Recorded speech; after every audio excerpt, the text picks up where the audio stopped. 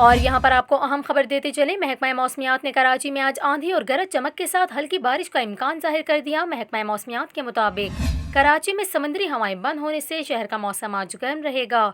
शहर में गर्द आलूद हवाओं के साथ हल्की बारिश भी हो सकती है। यहाँ पर आपको ये भी बताएं, बारिश का होना या ना होना शहर के करीब थंडर सेल्स बनने पर है। कराची में गर्मी की शिद्दत की वजह से थंडर सेल्स बनने के इम्कान ज़्यादा हैं, लेकिन अगर इन सेल्स की शिद्दत ज़्यादा होगी तो ही कराची में आज बारिश हो सकती है।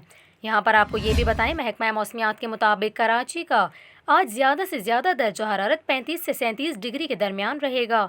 महकमा मौसमियात ने बताया, बारिश होने तक शहर में गर्मी की शिद्दत बरकरार रहेगी। हफ्ते तक शहर कायद में कहीं हल्की और कहीं दरमियानी दर्जे की बारिशें मुतवक्के हैं।